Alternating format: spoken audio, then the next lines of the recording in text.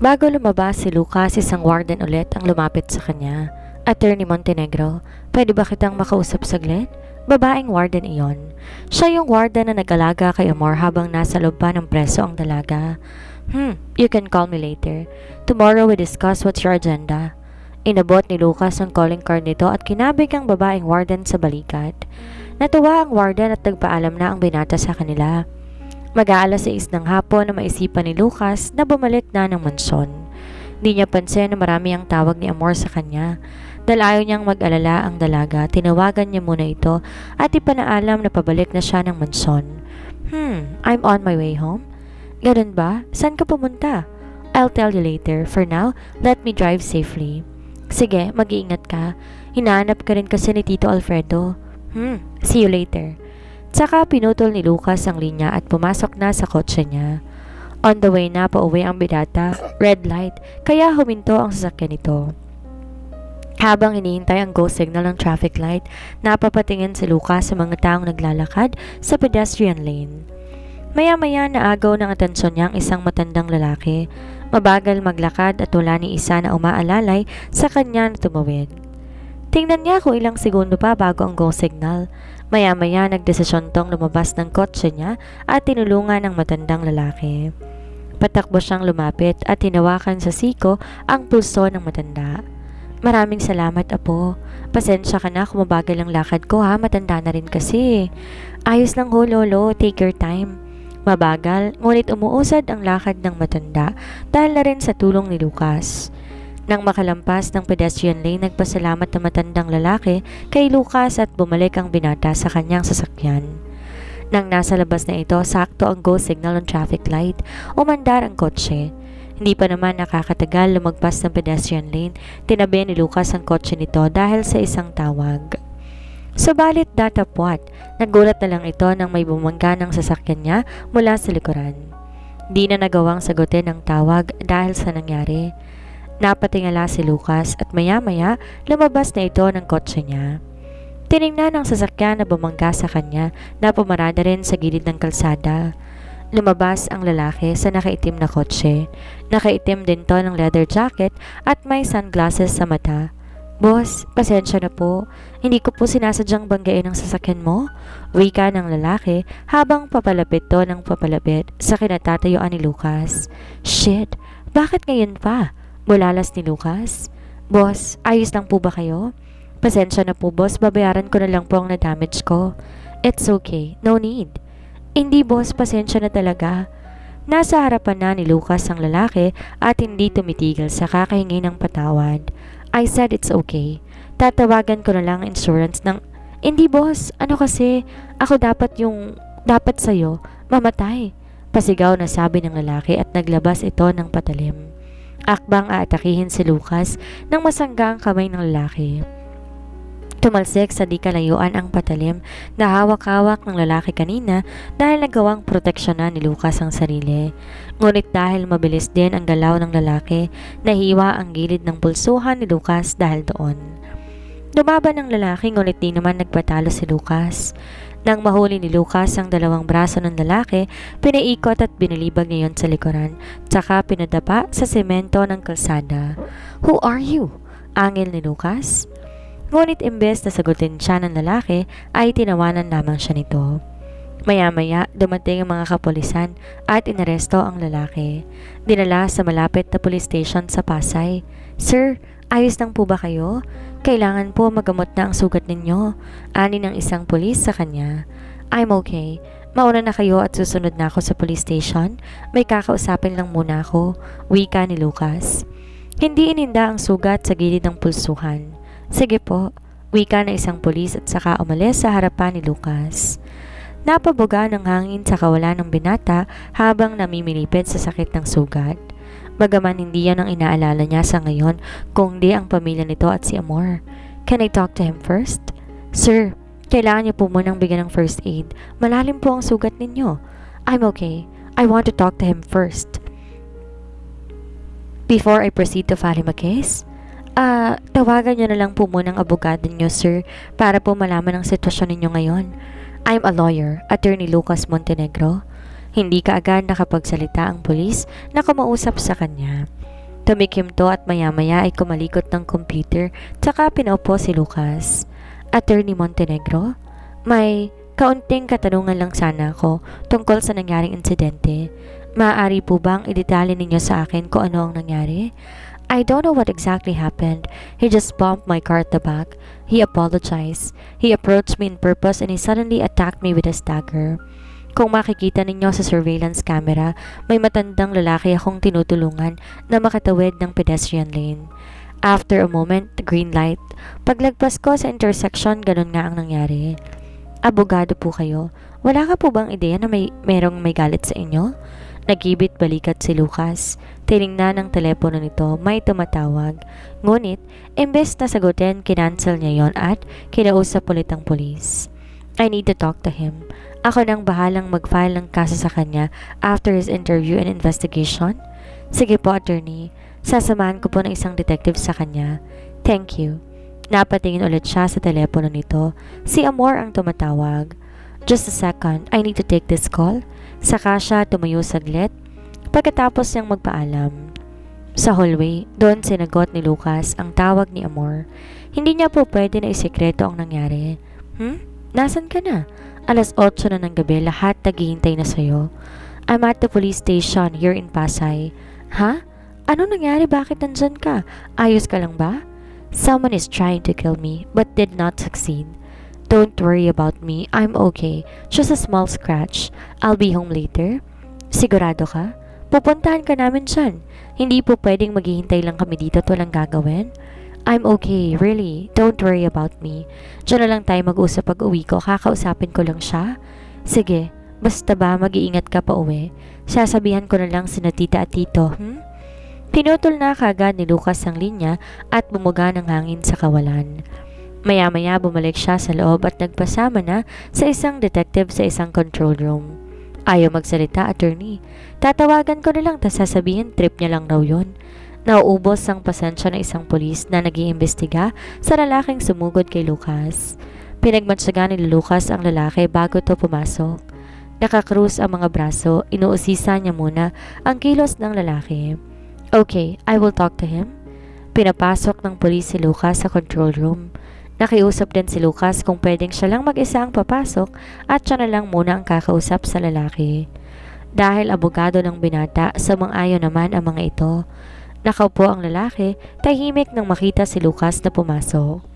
Nakatayo ang binata at ang mga kamay nasa magkabilang bulsa ng kanyang slacks. Inaaral muna ng lalaki bago ito nagsimulang magtanong. I won't ask you who hired you to kill me, but I'm telling you this. Given that the penalty for consummated murder under Article 248 is reclusion perpetua to death, the penalty for attempted murder is thus reduced by 2 degrees. The penalties 2 degrees lower than reclusion perpetua are as follows. Prison mayor in its maximum period, ranging from 10 years and 1 day to 12 years. It's your choice, not mine. Go get your lawyer and save your balls. See you in your first trial. Walang sabi-sabi. Lumabas na si Lucas ng control room. Ha? Tapos na po kayo mag-imbestiga sa kanya? Siya na ang magdesisyon sa sarili niya kung magsasabi ba siya ng katotohanan o isasakripisyo niya ang kanyang sarili sa kulungan. I have to go, detective. May family dinner pa kasi kami. Mas lalong na sorpresa ng mga pulis sa kanya dahil mas inaalala pa ni Lucas ang hapunan kaysa sa nangyaring insidente sa kanya. Attorney, sigurado po ba kayo na wala na kayong itatanong pa sa kanya? Babalik ako bukas. For now, I need to go home. Maraming salamat sa inyong tulong. Saglit niyang sinilip ang likuran ng sasakyan at napabuga ng hangin sa kawalan. Hindi issue sa kanya ang damage ng sasakyan dahil mas malaki ang issue ng nasa likuran ng pangyayari. Hello, Mario. Nagawa mo na ba ang iniuutos ko sa'yo? Yes, sir. Actually, papunta na ako ng mansyon. Do me a favor again. Sa bahay na lang tayo mag-usap? Sige, Sir Lucas. Malapit na rin ako. Okay. Napatingin saglit si Lucas sa sugat nito. Maya-maya may kinuhang first aid ito sa backseat tsaka kusang ginamot ang sarili. Makalipas ang ilang minuto ng pahinga, binuhay ang makina ng sasakyan at mabilis na pinatakbo ito. Kalahating oras na makauwi si Lucas ng mansyon. Sa labas, naroon si Mario. Naghihintay sa kanya. Ayaw ipaalam ni Lucas ang mga plano nito sa kanyang pamilya dahil ayaw niyang madamay ang mga ito, lalong-lalo na kay Amor. Joseph Alvarez, 32. Tubong Laguna, mayaman ang angkan at nakapagtapos siya ng dalubhasa. Salita ni Mario habang seryosong inuusisa ni Lucas ang buong detalye ng pagkatao nito. Wala siyang kapatid, mga magulang, saad ni Lucas. Ayon sa mga nakausap ko sa social media, wala siyang kapatid, pati na ang mga magulang at may live-in partner ito na nagtatrabaho sa... Huminto sa pagsasalita si Mario nang tingnan siya ni Lucas. Nag-aalanganin na sabihin ang buong nalaman. What? Hindi na tinapos pa ni Lucas ang pagbabasa ng mga impormasyon dahil sa mga sinabi pa lang ni Mario, kumpirmado na ito sa mga detalye. Hostess sa ermita si Sir Lucas. Nakapagtataka, doktor siya, tapos ang live-in partner nito ay nagtatrabaho sa isang nightclub sa ermita? Hindi nagsalita si Lucas. Bigla na naman siyang napaisip ng malalim. Walang kapatid, wala na ring mga magulang at live-in partner na nagtatrabaho sa nightclub. Bakit sir? Sino bang mga yan? Related lahat kay Amor ang mga ito kaya wag na wag kang magsasabi kahit kanino sa kanila ng mga nalalaman mo. Delikado. Miss Amor? Naku, delikado nga. Tsaka sino naman tong lalaki na to? Ano naman ang pagkakasala niya sa'yo? I don't know him. Gusto niya akong patayin kanina. Kunin mo lahat ng impormasyon ng lalaking yan dahil bukas na bukas, babalikan ko siya sa presinto. Nakapag-organisa naman si Mario sa mga sinabi ni Lucas sa kanya. Matapos ang patagong usapan ng dalawa, pumasok na ang mga ito sa loob ng mansyon. Sa bukana pa lang ng mataas na pintuan, sinalubong ng lahat si Lucas maliban sa ama na kalmado lamang nakatingin sa kanya sa malayo. Kinuwento ni Lucas sa mga nangyari. Buod lang ang kwento dahil ayaw niyang mag-alala ang pamilya nito sa kanya. Nagsalo-salo ang lahat ng hapunan para walang may nangyari dahil natuon ang atensyon kay Amor. Ang pagbabalik nito sa poder sa mga Montenegro. Tahimik lamang si Lucas habang nagmamatsyag kay Amor. Nasa isang sulok siya at may hawak na baso at may alak. Hanggang saan ang kaya mong gawin? May ligtas mo lamang niyang si Amor. Gagawin kong lahat kahit anong mangyari, Dad. Just tell me. I'm here to help you as much as I can. I owe you a lot, Dad. Thank you so much. You are my son, Aniya. Kailan mo balak pakasalan si Amor? Inding ibabahe mo yan na hindi kayo nababasbasa ng simbahan. All we need is you. Miss Legal at sigurado? Is that so? Kailan mo balak? Bukas ka agad kung okay lang sa inyo ni Mama. Kinabig ng ama ang balikat ng anak. Nasa amin ang buong suporta, Lucas. Salamat, Ma. Kamusta naman ang sugat mo? Tiningnan ni Lucas ang sugat sa likod na nasa gilid ng pulsuhan at saka itinaas. Minor injury lang. Nagkampay ang mag-ama matapos na mapag-usap ng masinsinan. 11:00 na ng umaga nang magpaalam si Lucas na uuwi na ng sariling bahay. Hindi naman pinigilan ng kahit na sino dahil alam nila na hindi rin naman magpapapigil si Lucas. Mag-iingat kayo, Lucas. Amor? We will, Mom. Thanks. Bukas dito ulit kayo maghapunan. Marami akong itatanong kay Amor, pa? Yes, Mom. We will. We go ahead. See you later and good night. Mauna na po kami, Tita Celeste. Bukas po babalik kami rito. Agahan mo dahil marami tayong lulutuin. Napangiti ang dalaga sa sinabi ng ginang. See? Sabi ko sa iyo maraming nasasabik sa pagbabalik mo. Panalo ka na, Attorney Montenegro. Magkahawak ang kamay habang naglalakad sa hallway palabas ng mansyon. Nagkukwentuhan at hindi rin maiwasan ni Amor na mag-alala dahil sa sugat na natamo nito. Gagamutin natin yung sugat mo ulit. By the way, want to grab some ice cream? Napatanga si Amor kay Lucas. Ice cream? Kailan ka pa nagilig kumain ng ice cream? To be honest, I don't like sweets. Oh, ba't ka bibili ng ice cream kung ayaw mo naman pala sa matamis? Just nothing. You want? Napangiti si Amor, sunod-sunod na tumango. Sa isang 24/7 convenience store huminto ang sasakyan ni Lucas. Just stay here, I'll be quick. Nang tumalikod si Lucas at pumasok sa store, napatingin si Amor kay Lucas. Nakangiti ang dalaga habang sinusukat niya ito sa malayo gamit ang kamay at nakapikit ang isang mata. Maya-maya tumunog ang telepono ng dalaga. Hello? Samantala, habang nasa loob si Lucas ng convenience store, hindi lang ice cream ang nabili nito. Halos lahat ng uri ng candies at tsokolate ay binili ng binata. Nakangiti siyang dumulog ng kahera habang nilalatag lahat ng binili. 2,104 po lahat, sir, ani ng kahera. Nag-abot ng pera si Lucas at pagkatapos nun, bumaling sa labas. Sa hindi inaasahan, nagulat na lang si Lucas nang bigla tumalsik ang sasakyan nito dahil may isang malaking truck ang bumangga doon. Di nakapagsalita si Lucas sa nangyari dahil sa pagkagulat. Hala, ang sasakyan! Bulalas ng kaherang babae. Amor! Amor! Dali-daling lumabas ng store si Lucas. Akmang lalapitan ng sasakyan nito nang bigla na lamang yun sumabog. Amor! Hindi! Malakas na bulyaw ni Lucas dahil natupok na ng apoy ang sasakyan nito. Sir, hindi ka po pwedeng sumugod? Wika na isang lalaki na umawat sa kanya. Amor! Bulyaw ni Lucas. Nagliliyab ang mga mata dahil sa malaking apoy sa kanyang sasakyan. Hello? Oh, Liza, bakit? Anong balita dyan? Ang tagal mo nang hindi nagpapakita sa akin ha? Napangiti si Amor dahil sa ilang buwan nitong hindi nakakausap ang kaibigan.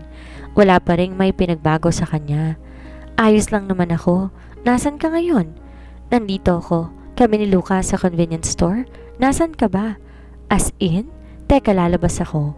Patakbong lumabas si Liza ng bar at tumayo sa gitna ng kalsada upang makita siya kaagad ni Amor. Hoy, nandito ako sa gitna ng kalsada. Nasaan ka? Tuwang-tuwa ang kaibigan na makita si Amor na lumabas ng sasakyan ni Lucas. Patakbong lumapit si Amor sa kaibigan, walang pakialam sa paligid. Maya-maya ang galak at tuwa ng dalawa ay napalitan ng kaba at takot nang biglang sinalpok ng malaking truck ang sasakyan ni Lucas. Nangangatog ang mga tuhod ni Amor sa nakita nang sumabog pa ang sasakyan pagkatapos. Napaupo si Amor at Liza sa kalsada sa lakas ng apoy at mga nagsisigaw ng mga sibilyan sa paligid. Sumabog ang sasakyan. May tao ba doon? Naku, anong nangyari? Nagkatinginan ang dalawa at halos maiyak sa sobrang takot at kaba. Liza? Amor? Nanlalaki ang mga mata dahil sa gulat. Ang nagliliyab na sasakyan ni Lucas, mas lalo pang tinupok ng malaking apoy dahil bigla na lamang lumakas ang hangin. Lucas! Lucas! Wala sa sariling hinarap ni Amor si Lucas. Napaatras lang ulit ito nang magkaroon ng pangalawang pagsabog. Amor, huwag kang lumapit dyan. Si Lucas. Amor, sandali. Hila-hila ni Lucas ang braso ng dalaga dahil ayaw magpapigil nito. Gustong sugurin ang nagliliyab na sasakyan. Liza, si Lucas. Amor, sandali lang. Huwag muna tayong lumapit sa maraming tao. Magmasid ka. Ha? Naluluhang salita ng dalaga. Hinila ni Liza si Amor sa isang sulok kung saan di sila mapapansin ng sinuman. Baka sinadya ang pagsalpok at pagsabog ng kotseng sinasakyan ninyo ni Lucas. Huwag muna tayong makihalumilo sa mga tao. Magmasid ka. Nasaan si Lucas bago mo ko pinuntahan? Matagal bago nakasagot si Amor. Pumasok siya ng convenience store. Kumunot ang noo ni Liza habang inaaral ang pangyayari. Ikaw ang pakay, hindi si Lucas? Medyo naguguluhan si Amor sa sinabi ng kaibigan. Ikaw ang gustong patayin, hindi si Lucas. Kung hindi pala ako tumawag sa'yo, malamang sunog ka na ngayon. Nakita mo naman ang nangyari, sadyang binangga ang sasakyan at pagkatapos pinasabog. Ibig sabihin, ikaw ang pakay, hindi si Lucas? Napayakap si Amor kay Liza, umiiyak dahil sa sobrang takot ito sa nangyari. Bakit ako? Ano ang kasalanan ko?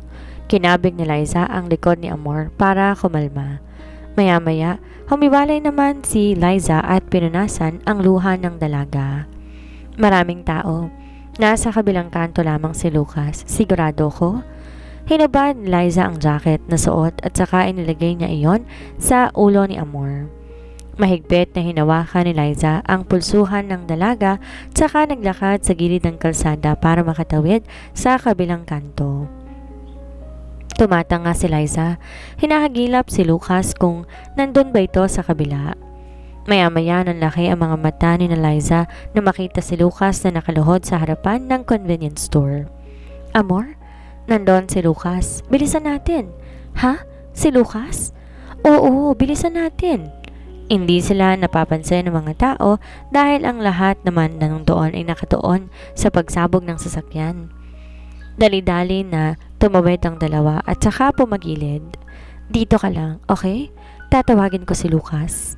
Hindi na nakapagsalita si Amor dahil hindi niya pa rin maisip na mangyayari iyon sa kanila. Ilang minuto lamang, bumalik si Liza at kasama na si Lucas. Amor, oh God! Lucas! Humihikbing saad ni Amor habang yakap-yakap nila ang isa't isa. Are you hurt? Inosisa ni Lucas ang dalaga. Ayos lang ako. Are you sure? Let me see. Hindi nahinto si Lucas sa pag-uusisa sa dalaga. Shit! Bulalas ng binata na makitang may sugat sa itaas ng siko si Amor. Hindi yon napansin ng dalaga dahil sa sobrang pag-aalala din ito kay Lucas. Teka. Mabuti pa umalis na lang muna tayo dito, ano? Bumalik tayo ng mansyon at tapos doon na lang natin gamutin si Amor, suhestyon ni Liza. Pinapakalma ni Lucas ang sarili dahil ayaw niya na makita na nagpapanik si Amor. Let me call someone. Let's just wait for a minute. Amor, dito na muna tayo. Naghintay ang tatlo na dumating si Mario at laking gulat din ni Mario na makitang kalagayan ng sasakyan ni Lucas. Halos nilamon na ito ng apoy. Dumating ang rescue ngunit hindi nagawa na magpakita ni Lucas sa mga pulisya na nandoon. Let's go, Mario. Paano ang sasakyan mo, sir? We will come back later. Right now, we have to go back to the mansion and get Amor treated. Mabilis na pinatakbo ni Mario ang sasakyan nito pabalik ng mansyon. Maya-maya lamang tumatawag na ang pamilya ni Lucas sa kanya dahil na rin siguro mabilis na naiulat sa telebisyon ang insidenteng nangyari sa pagsabog ng sasakyan. Dad? Lucas, what happened? God, where are you? We're safe. We're heading back to the mansion. Where's Amor? How is she? She's fine, but she had a deep wound in her upper elbow. Please, son, come home quickly. We watched what happened on the television. There is a surveillance camera, so all the details of the incident are captured. Your mom fainted when she watched the news. Alam na kaagad ni Lucas na kakalat sa buong telebisyon ang sadyang pagsabog ng sasakyan nito. Kaya hindi na siya magtataka kung bakit nalaman kaagad ng pamilya nito ang nangyari. We're on our way, Dad. Matayog ang diwang nag-iisip si Lucas. Kung mapapansin niya, buong araw siyang sinusundan ng kamalasan mula Bulacan hanggang pauwi sa kanyang bahay sa Taguig. Ako ang may kasalanan ng lahat ng nangyayari. Biglang salita si Amor. Hindi sana mangyayari to kung di dahil sa akin. Lumuluhang sabi ni Amor. Hoy, wag mong sisihin ang sarili mo. Ang isipin mo ngayon, kailangan kang gamutin at alamin kung sinong mga nasa likod nito. Wika ni Liza. Kahit na, pakiramdam ko kasi, Amor, don't blame yourself. It's not your fault. Rest yourself for now. Niyakap ni Lucas si Amor pagkatapos. Hinaplos ng binata ang braso ng dalaga nang maibsan ang takot at kaba nito dahil ramdam ni Lucas na sinisisi ni Amor ang kanyang sarili sa nangyari. Bagaman may ideya na si Lucas kung sino ang mga nasa likod ng mga sadyang insidente sa kanila sa buong araw na yon. Napakuyom ng kamoo ang binata nang pinipigilan ang sarili sa galit.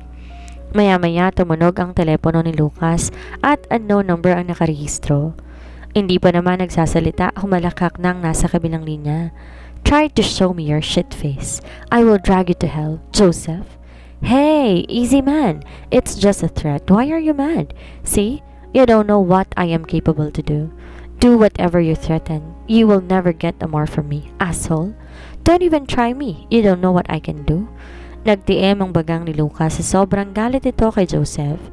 Habang ang kausap sa kabilang linya ay nagagalak na marinig ang galit na boses ni Lucas. We're looking forward, Attorney Lucas Montenegro. Halos madurog ang teleponong hawak ni Lucas nang mawala sa linya sa Joseph. Ramdam ang tensyon sa loob ng sasakyan dahil sa kakaibang aura na idinulot ni Lucas.